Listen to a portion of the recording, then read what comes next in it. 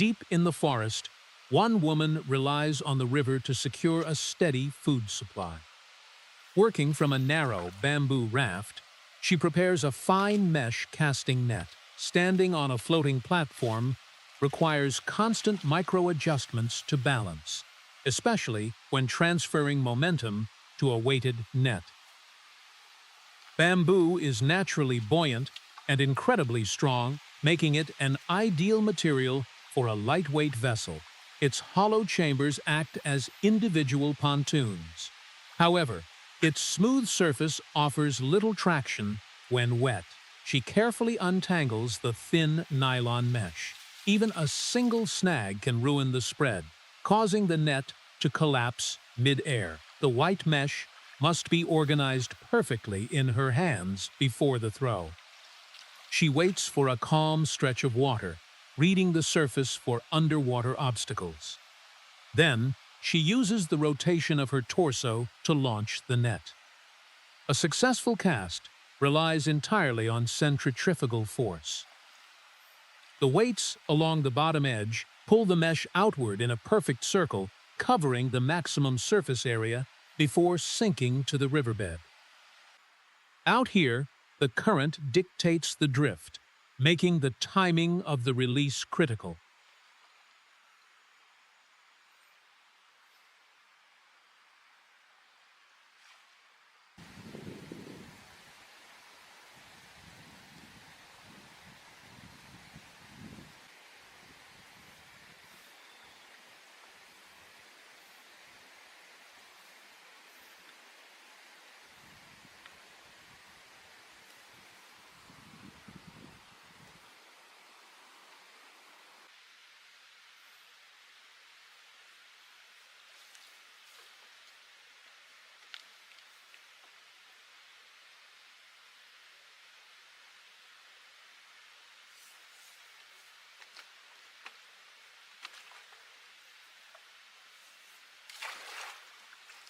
Once the weights hit the bottom, they drag along the riverbed, trapping whatever lies beneath.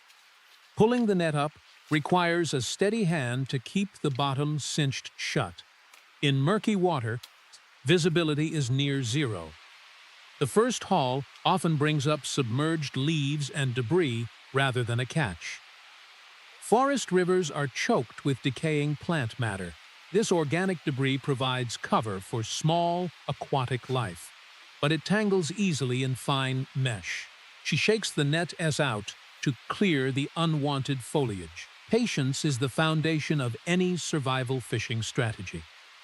A single cast rarely guarantees a meal. The raft remains anchored only by her careful positioning. She prepares to reset the mesh for another attempt.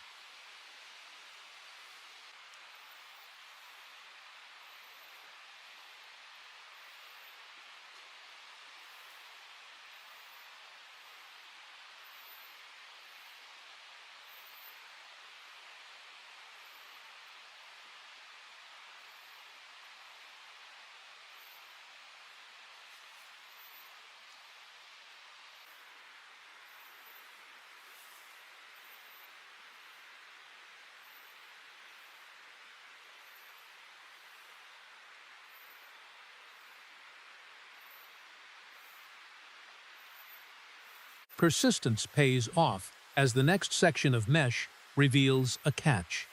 Small river fish rely on camouflage to blend into the muddy bottom, but the dense weave of the casting net traps even the smallest targets. She carefully extracts the fish to avoid tearing the delicate nylon. Every calorie counts in the wild, making even a small catch highly valuable.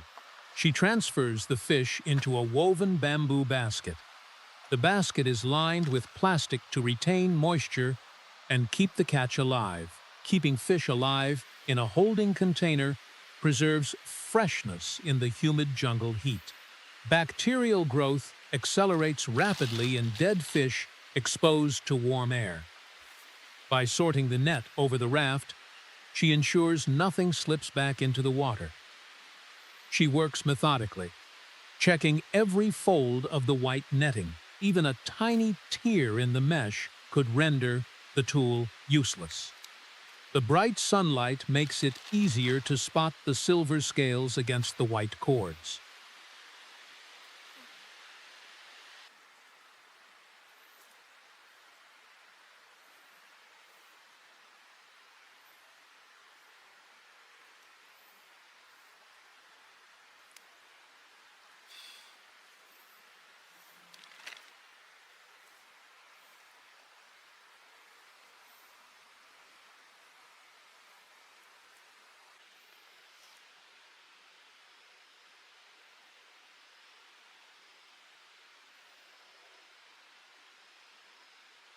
To find a better position, she propels the raft using a long bamboo pole. Poling is far more efficient than paddling in shallow, rocky rivers. It allows the navigator to push directly against the solid riverbed rather than displacing water.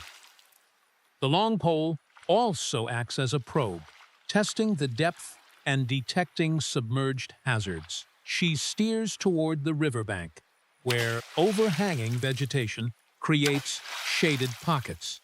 Fish naturally congregate in these cooler, sheltered areas to hide from predators. Crouching low lowers her center of gravity, stabilizing the raft for another cast. Any sudden movement on a narrow bamboo platform can easily tip the vessel. She gathers the net again, keeping her profile small to avoid casting long shadows. Fish are highly sensitive to sudden changes in light and movement above the surface. The murky water conceals the bottom, requiring her to rely on memory and instinct. She prepares the mesh, waiting for the right moment.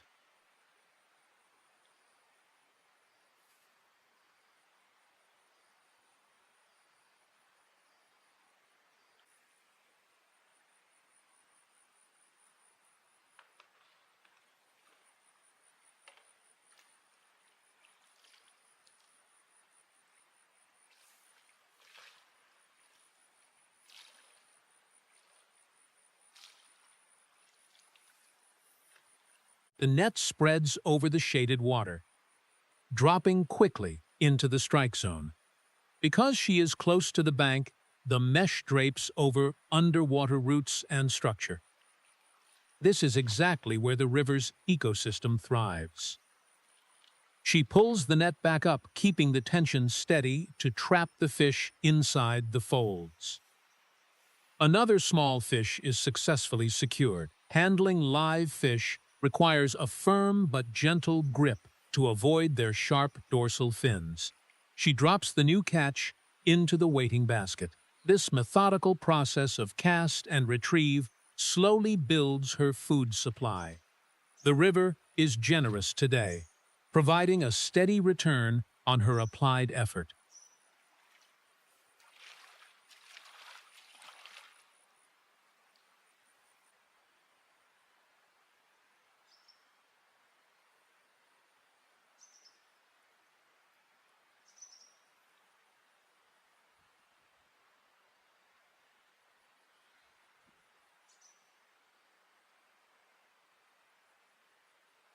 She navigates the raft into a dense field of aquatic lotus. Lotus patches create a unique micro-ecosystem within the river. Their large, umbrella-like leaves shade the water, dropping the temperature.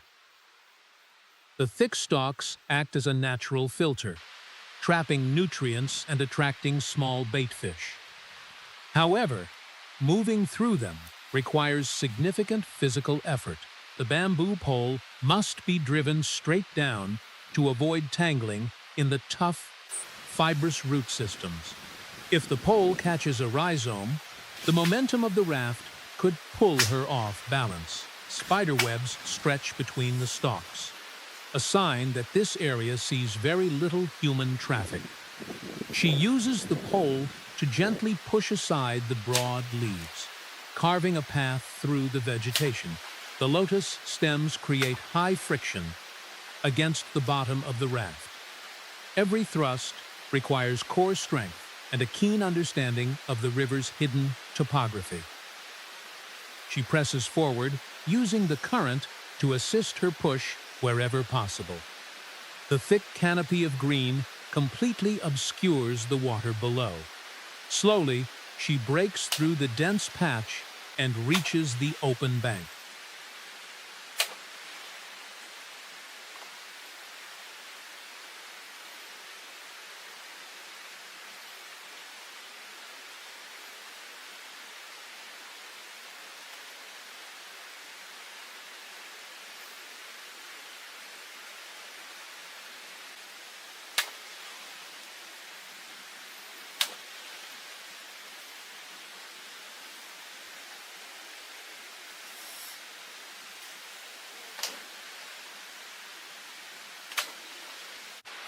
With the river fishing complete, she transitions to the shoreline.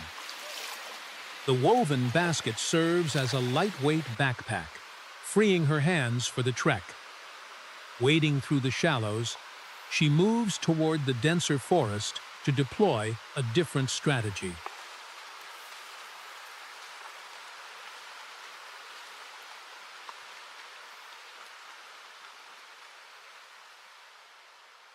Active casting takes energy, but passive traps fish for you around the clock. She sets up along a rocky stream bank with several pre-woven conical baskets.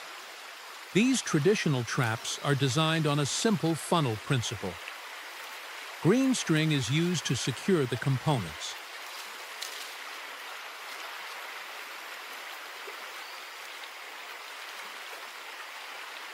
To draw fish in, the trap needs an olfactory attractant. She gathers fresh, aromatic green leaves and stems from the bank. Certain plants release natural oils when crushed in the water. Stuffing this vegetation into the trap acts as bait for herbivorous fish and small aquatic insects.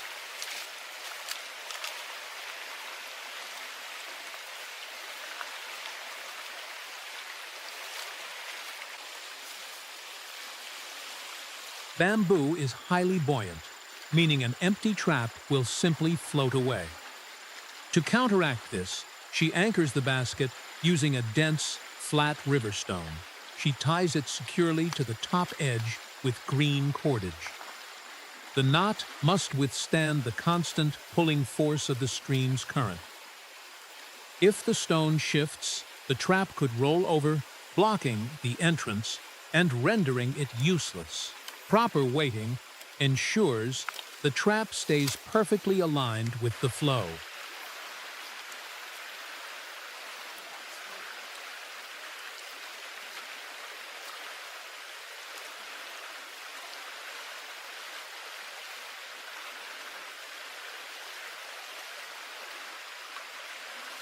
She wades into the current to find the optimal placement. Fish naturally travel along the paths of least resistance. By placing the trap in a narrow channel between rocks, she creates a bottleneck. The funnel entrance points downstream. Fish, swimming up against the current, will follow the scent of the bait directly into the wide opening. Once inside, the sharp, inward-pointing bamboo splints prevent them from swimming back out. She wedges the weighted basket into the rocky riverbed. The heavy stone holds it firmly against the bottom, while the surrounding rocks provide lateral support. The trap must blend into the environment, appearing as a natural obstacle. If the setup looks artificial or vibrates violently in the current, wary fish will avoid it. She makes one final adjustment to the green mesh cover. Now, the river will do the work. With the trap set, she can focus her energy elsewhere, while the basket gathers her next meal.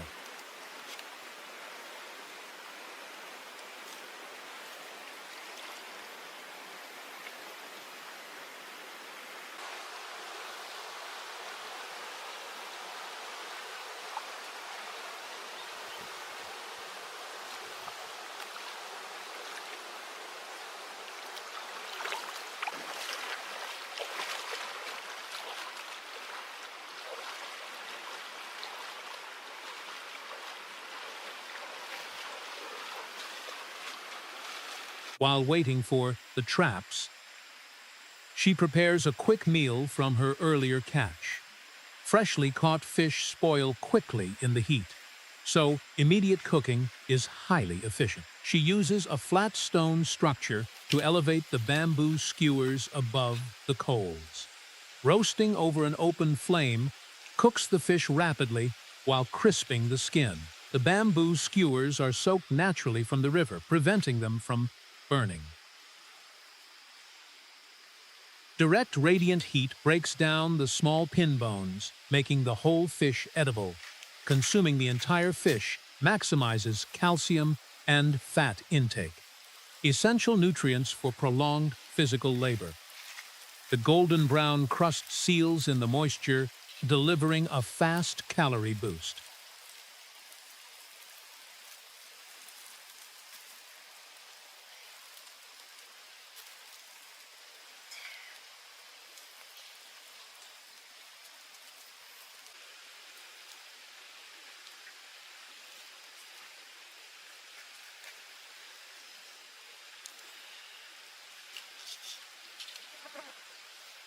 Returning to the water, she retrieves the first bamboo trap.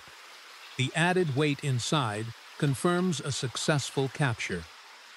Before pulling the fish out, she digs a small pit in the wet sand. This creates a temporary holding pool. Groundwater immediately seeps in, filling the depression with cool, oxygenated water. A live well keeps the catch fresh while she checks the remaining traps. She reaches into the basket and extracts a large, dark river fish. Its thick scales and powerful muscles are adapted for fighting strong currents.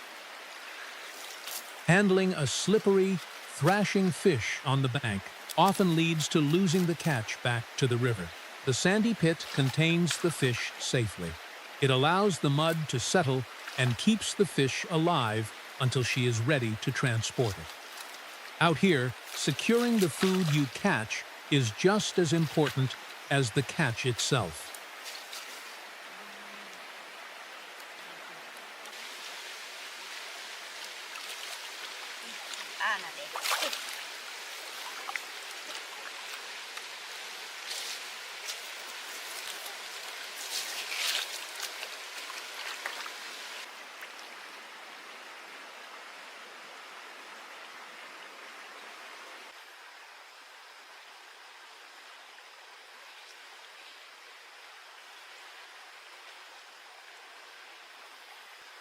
She gathers several more traps, systematically checking her underwater placements. Each basket is brought to the sandy holding pool. By centralizing her catch, she minimizes the trips back and forth across the slippery river rocks. The shallow pool acts as an inventory, letting her assess the total yield of the morning's work. Small fish dart around the confined space of the muddy water. They are disoriented by the bright light and shallow depth. To transfer them, she must catch them by hand. Fish possess a protective slime coat that makes them incredibly difficult to grip. The mud from the pool actually helps. The fine silt acts as a mild abrasive, cutting through the slippery coating and providing just enough friction for her fingers. She pins the small fish against the sandy bottom, securing it before lifting. This tactile method is much more reliable than trying to grab a swimming target in open water. Even in a tiny puddle, fish can generate sudden bursts of speed to escape. She moves deliberately, avoiding sudden splashes that would scatter the remaining catch in panic.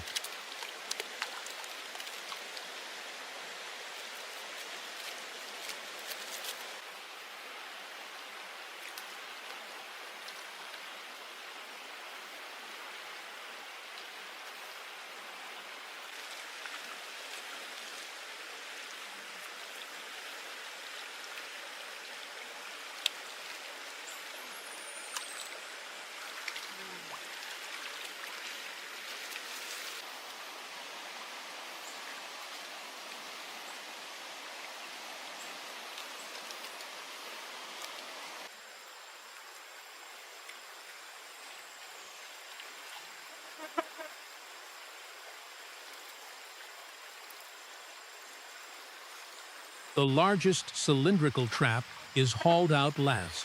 Its sheer size requires it to be carried with both hands to maintain balance.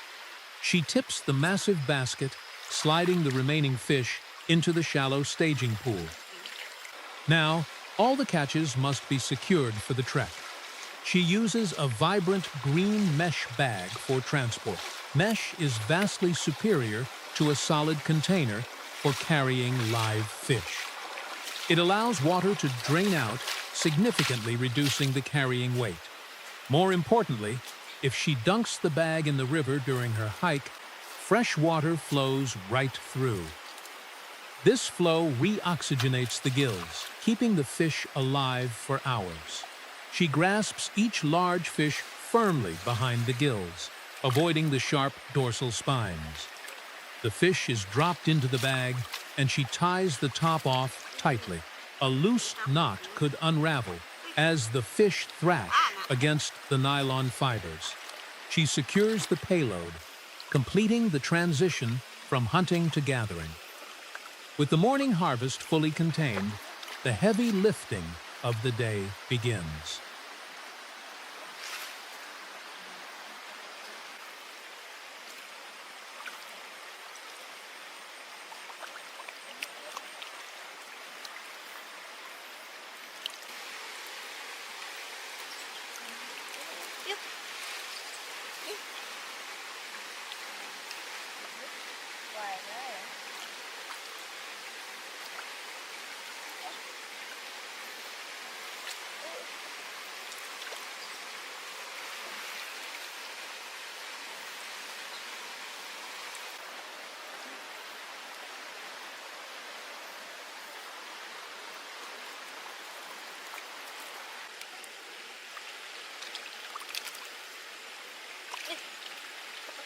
The large woven backpack takes the bulk of the weight. She loads the empty traps and hoists the heavy green mesh bag. Carrying asymmetrical loads over uneven, rocky terrain demands constant core stabilization.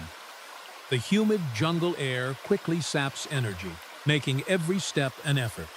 She heads up the bank, disappearing into the dense green tunnel of the forest.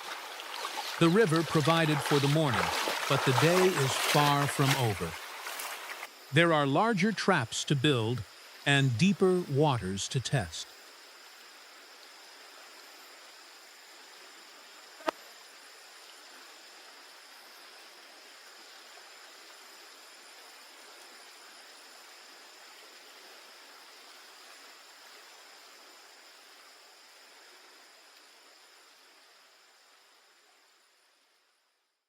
To filter a larger volume of water, she needs an industrial-scale trap. Finding a flat rock to act as a workbench, she begins processing raw bamboo. Green bamboo is highly flexible and splits easily along its longitudinal fibers. Using a small blade, she strips the stalk down into thin, pliable ribbons. She lays out a grid, weaving the strips over and under one another. This flat square will form the foundational base of the massive trap. The over-under pattern locks the material together without the need for nails or cordage. As the grid expands, friction takes over, binding the strips into a rigid plane. Bamboo's high tensile strength means this woven floor can support significant weight. She tightens the weave by pushing each new strip firmly against the previous row. Any large gaps in the floor would allow small fish to slip right through the bottom. Precision here determines the structural integrity of everything that will be built on top. The flat rock provides the perfect anvil to keep the base level and square. Slowly, a flat mat transforms into the anchor point for a complex engineering project.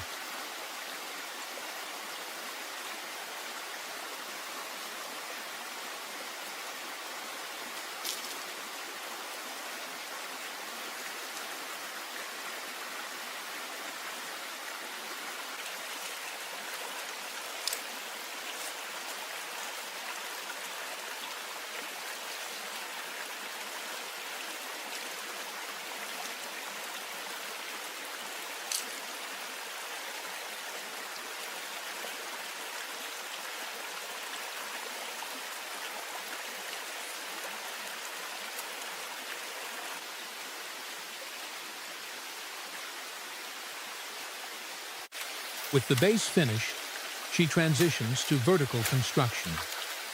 She drives long, rigid bamboo stakes upright into the perimeter of the woven floor. These poles act as the skeleton of the cylinder. Working from the inside out, she weaves long horizontal strips around the upright supports. Standing inside the structure gives her better leverage to pull the tension tight. Each circular pass reinforces the shape, turning the flimsy poles into a sturdy barrel. The cylindrical design is not just aesthetic, it is highly functional. A round wall deflects the force of rushing water, whereas a flat wall would take the full impact and collapse. As the walls rise to waist height, the trap gains immense structural rigidity. The repetitive motion of weaving requires endurance and tough skin. Fresh bamboo edges are razor-sharp and can slice through hands easily. She steps outside the basket to finish the top rim. A heavy ring of bamboo is lashed to the opening. This collar locks all the vertical poles in place, preventing the weave from unraveling. The finished basket is a lightweight, incredibly strong filter, ready to handle the force of a flowing stream.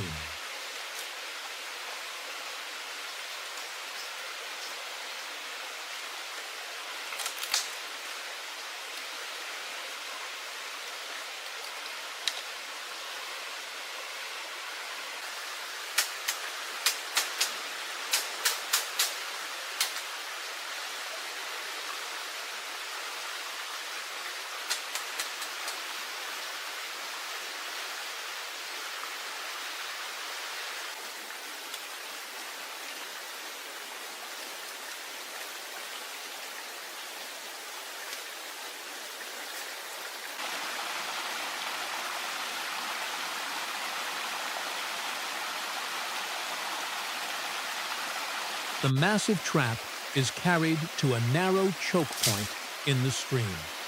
She begins by setting a heavy bamboo platform directly over the rocks. This platform acts as a bridge and a stable foundation to elevate the trap. Elevating the basket prevents it from resting in the mud, where debris would quickly clog the mesh. Before placing the cylinder, she must manipulate the riverbed itself. She moves heavy stones, clearing a channel to funnel the water flow directly toward her setup. By building a small natural dam, she increases the velocity of the water passing through the gap. The faster current will drive fish forcefully into the waiting trap. She lowers the giant bamboo cylinder onto the platform. It is wedged tightly against the rocks, so it cannot roll or shift under pressure. Water immediately rushes through the woven walls. The trap functions like a giant colander, letting the stream pass while capturing any solid mass. She makes millimeter adjustments to the angle. The entrance must sit exactly at the waterline to catch surface-feeding fish being swept downstream. The heavy flow tests the integrity of her weaving. The structure holds firm, perfectly aligned with the natural hydrology of the forest.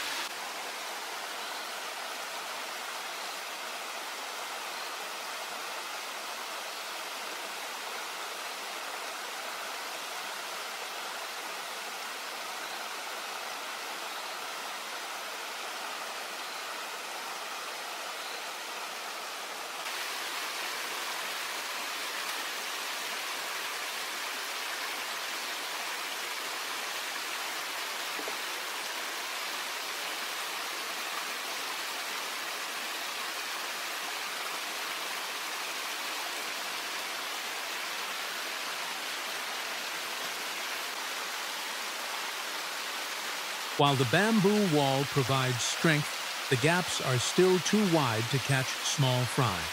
She reinforces the upper rim by weaving a layer of fine green plastic mesh. The plastic mesh acts as a secondary filter. By tying it tightly to the bamboo skeleton, she ensures there are no escape routes at the top.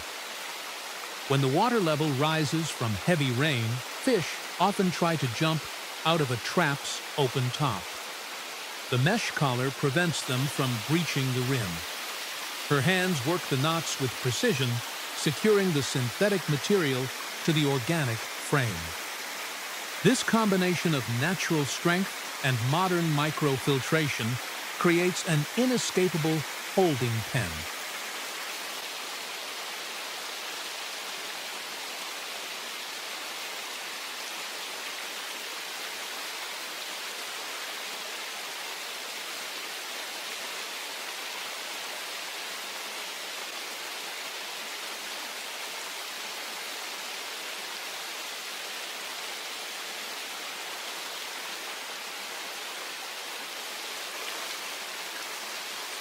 With the mesh secured, she settles the trap back into its rocky cradle. To finish the system, she places a small bamboo raft over the top opening. This lid blocks out the sun, keeping the water inside cool. It also prevents falling leaves and debris from clogging the interior, keeping the trap functioning efficiently.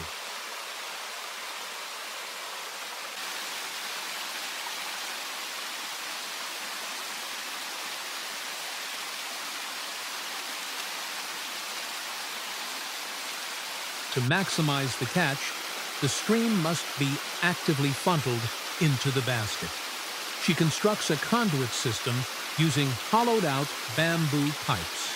These natural pipes collect water from a higher elevation and channel it directly into the trap. The sudden drop in elevation accelerates the flow, creating a strong downward current. Fish traveling downstream are sucked into the pipes and shot directly into the holding pen. She kneels on the wet rocks, using a machete to shape additional slats. A heavy blade is essential for trimming the thick, fibrous walls of mature bamboo. She secures a rigid wooden backing behind the pipes to hold them firmly against the water pressure. Every piece of the dam must be locked in. If one pipe shifts, the entire flow will bypass the trap, rendering the massive structure useless. Using the flat side of the machete, she hammers the vertical stakes deeper into the riverbed. The water cascades through the flumes, filling the basket with a continuous, aerated supply. This aeration is vital. Without a constant supply of oxygen, a crowded trap would quickly suffocate the catch. The engineering is complete. The dam now harnesses the river's kinetic energy to do the fishing for her.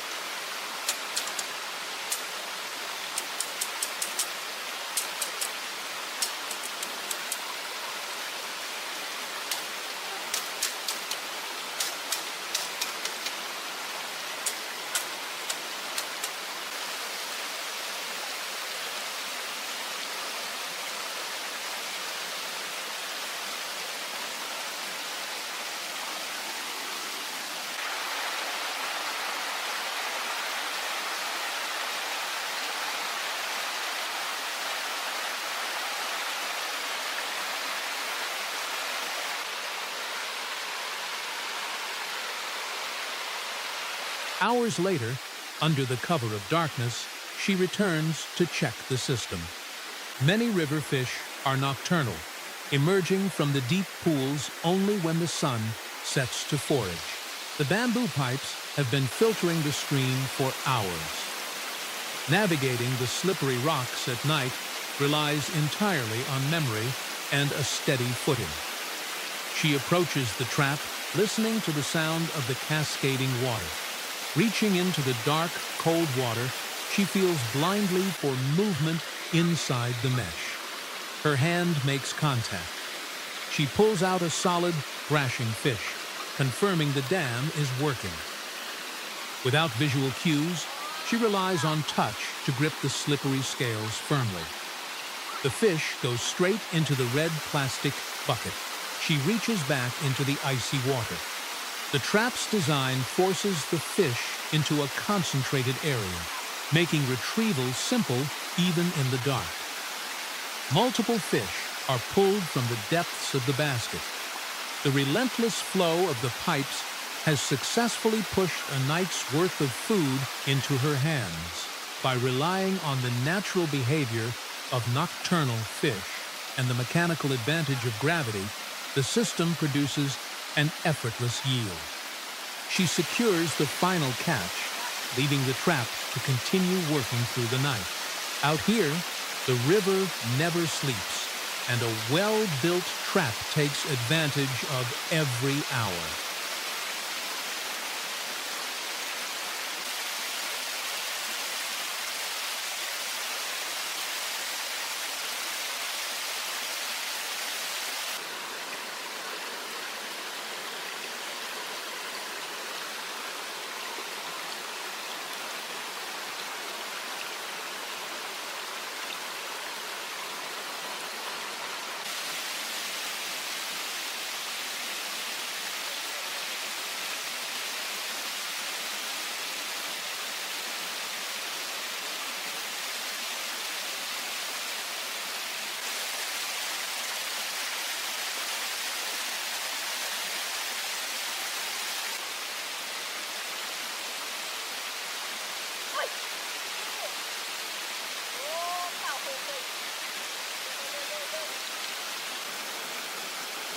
The next day brings a change in tactics.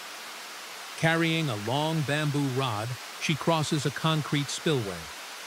Below the dam lies a deep, calm, emerald green pool. Fast water is for trapping, but deep, still water holds the largest, most cautious fish. The heavy foliage provides shade, creating an ideal ambush point.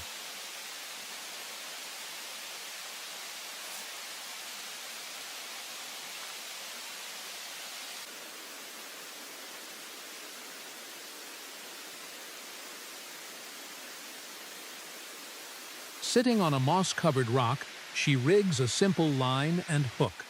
A basic rod-and-line setup requires precision rather than brute force. There is no reel to manage tension. The flexibility of the long bamboo pole acts as the only shock absorber. She checks the knot strength, knowing a large strike will test the thin monofilament. Standing up, she reads the surface of the green water.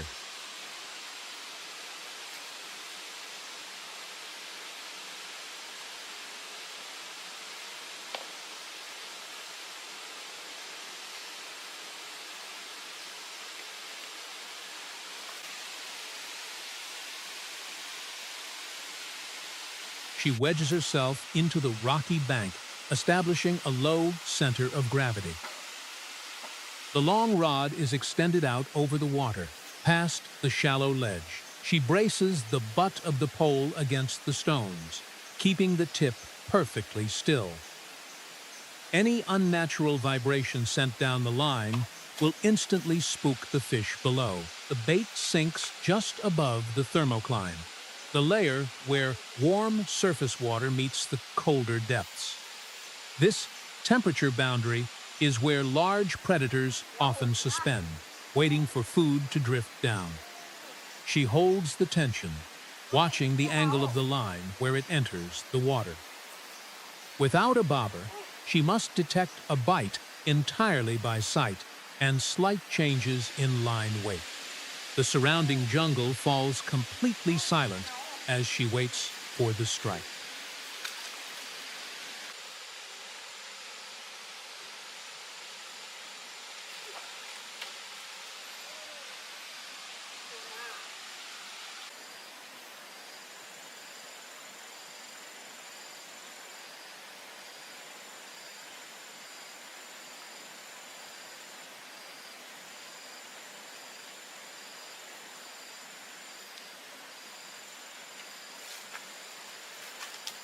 The line twitches, signaling a predator inspecting the bait.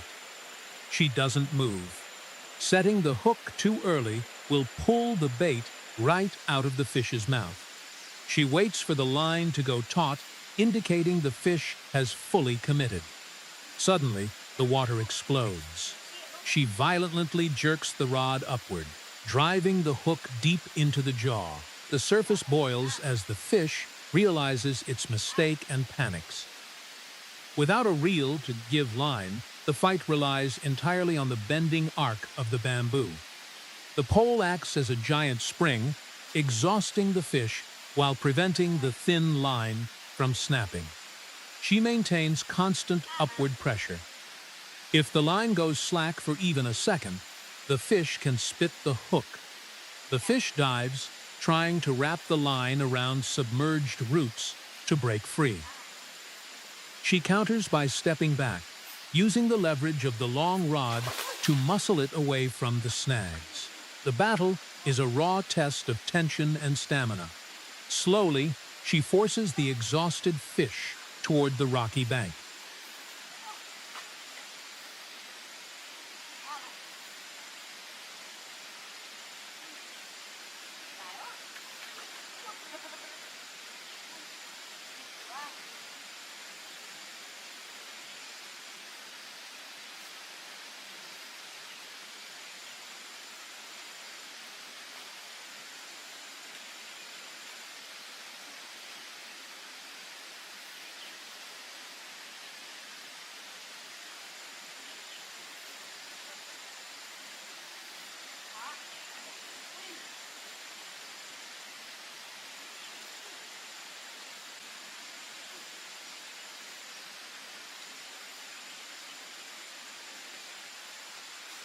The dark water conceals the true size of the catch until it breaches the surface.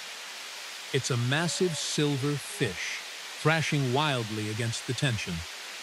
Its broad tail generates immense thrust, forcing the bamboo rod to bend into a dangerous U-shape.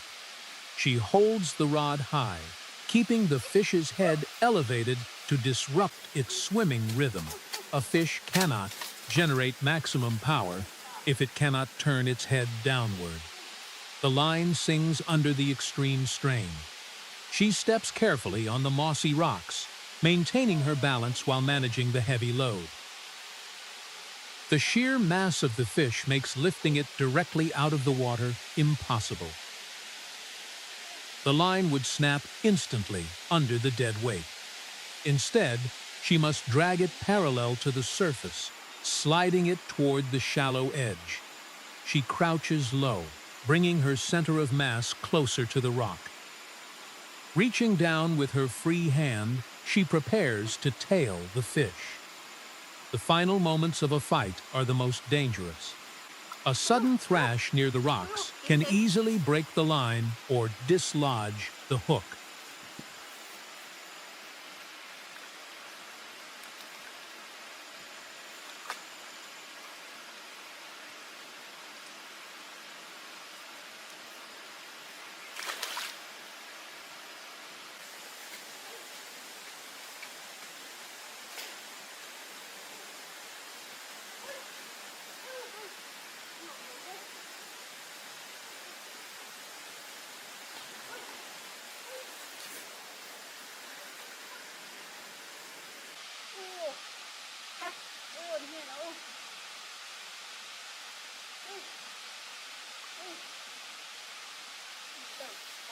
The fish makes one last desperate splash against the rocks. She keeps the tension locked, refusing to give it an inch of slack.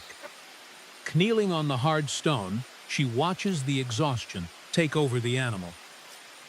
Timing her movement perfectly with a wave, she uses the rod's momentum to slide the heavy silver body out of the water. Once out of its element, the fish's power is neutralized. She secures it quickly, pinning it against the rock. Examining the hook set, she sees it is buried firmly in the tough cartilage of the jaw. Removing the hook requires a firm twist to avoid damaging the meat. The silver scales flash against the dark forest background. This single catch provides more calories than a dozen small traps combined. She carries the heavy prize to the red bucket. The dense muscle mass proves the value of fishing the deep, still pools. Dropping the fish into the bucket, she secures her most significant victory of the day. Patience at the green pool has paid off immensely.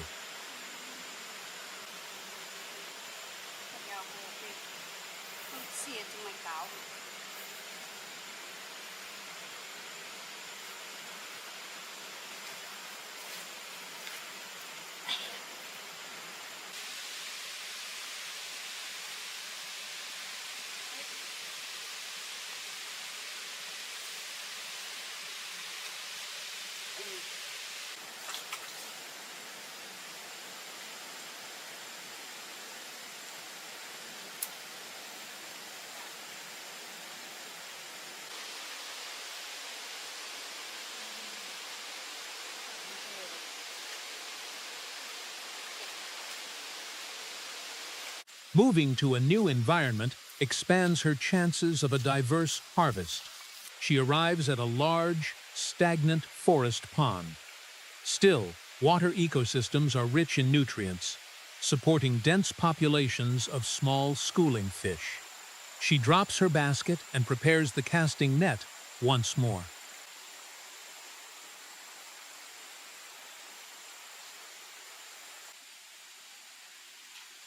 Casting from the bank is vastly different than throwing from a raft. She has solid footing, allowing her to put maximum torque into the spin. The white net flares out beautifully, covering a huge swath of the murky surface. Because the pond is shallow and muddy, the weights hit the bottom almost instantly. She hauls the mesh back onto the rocky bank. The catch includes a mix of small fry and aquatic snails. In stagnant water, fish often feed aggressively near the surface on fallen insects. She sorts the pile, picking out the viable protein and tossing the debris aside.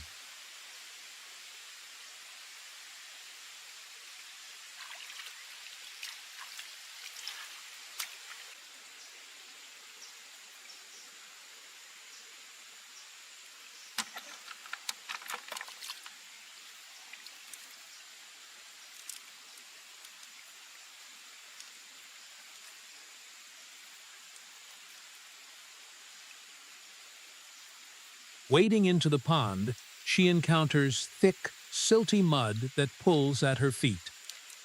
The murky water completely obscures whatever is swimming below. She pulls up the net, finding small silver fish hopelessly tangled in the fine mesh. Extracting them takes patience.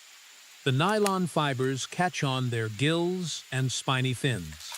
If she pulls too hard, she risks tearing the net.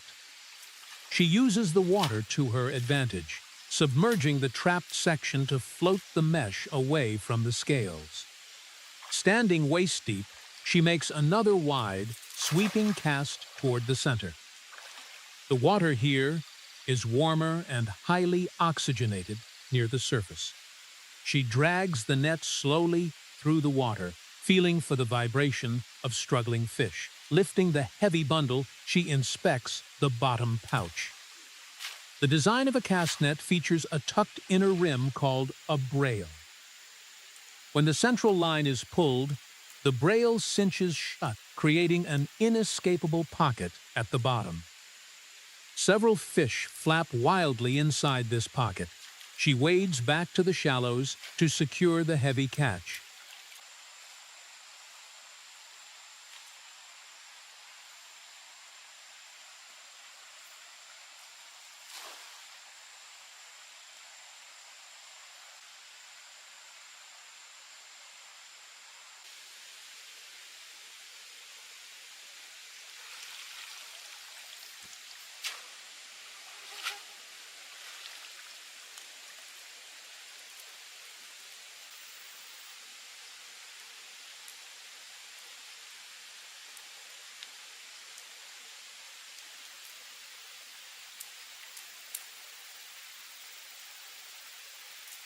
To reach the larger schools, she must push deeper toward center of the pond. The water level rises to her chest. Moving through deep water creates pressure waves that can easily alert the fish. She walks slowly, dragging her feet to avoid making sudden splashing sounds. Submerging the green net, she uses it like a seine, attempting to corral the fish against the natural wooden posts. Structure in the water provides a natural barrier, trapping the fish between the wood and the mesh. She pulls the net upward, feeling the sudden weight of a catch. A small fish is secured. She drags the heavy, waterlogged netting back toward the far bank to deposit the haul.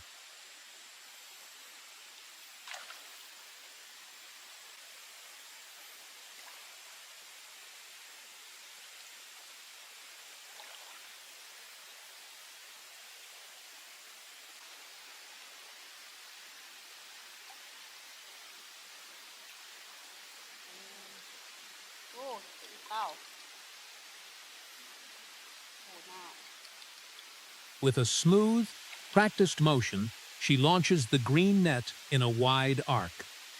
The mesh hits the surface with a loud slap, instantly sinking to the muddy bottom. She gathers the edges and hauls the dripping mass out of the pond. Stepping onto the grassy bank, she carries the bundle toward her staging area. The white bucket is quickly filling with dark, wriggling fish. This shallow pond is proving to be incredibly productive. Every cast yields more vital calories to sustain her through the demanding wilderness work.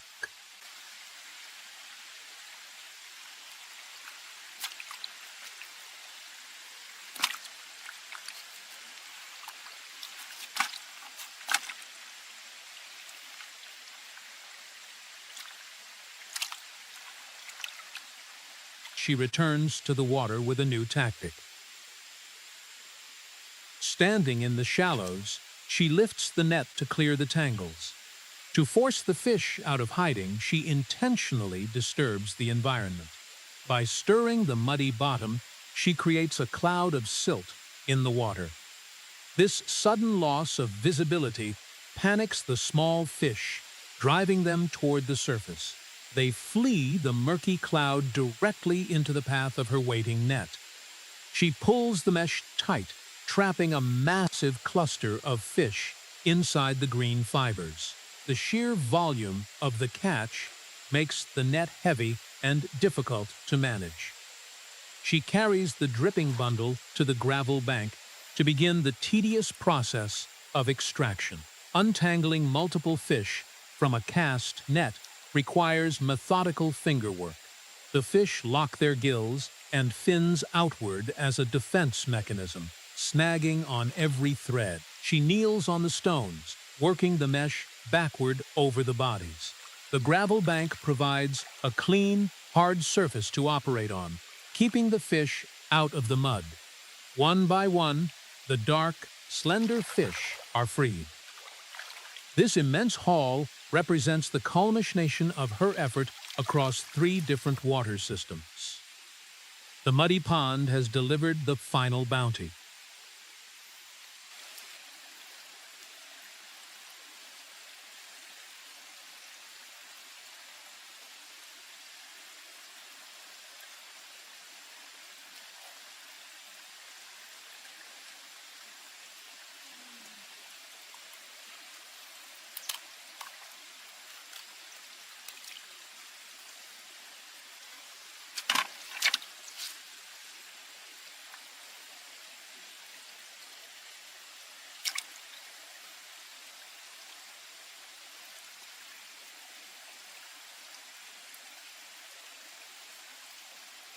With the buckets full, she transfers the day's harvest into her woven bamboo basket.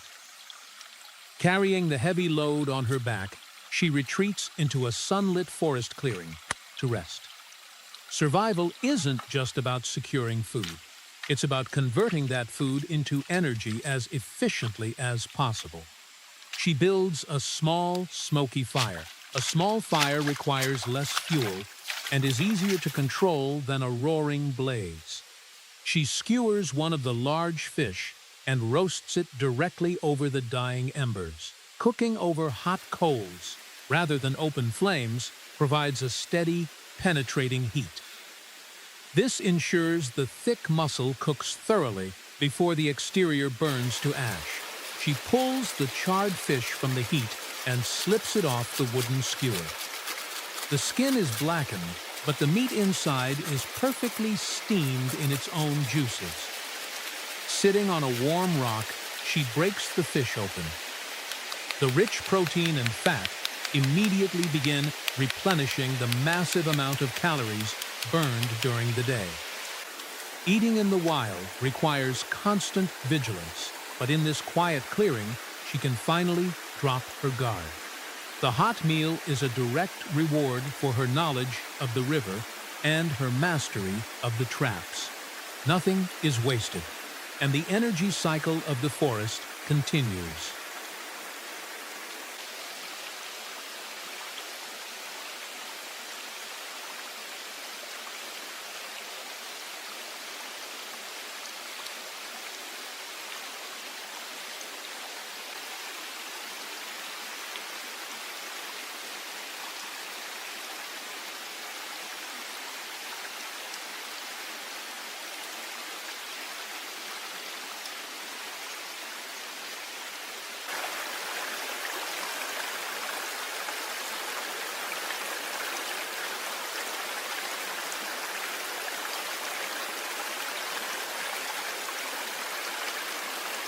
She kneels at the stream to wash the ash from her hands. The traps remain in the water, working silently with the current. Standing up, she shoulders the heavy basket and turns toward the trail. The shelter now works with the hillside instead of against it. Instead of forcing the environment to adapt, he aligned the structure with the environment. A place of absolute quiet,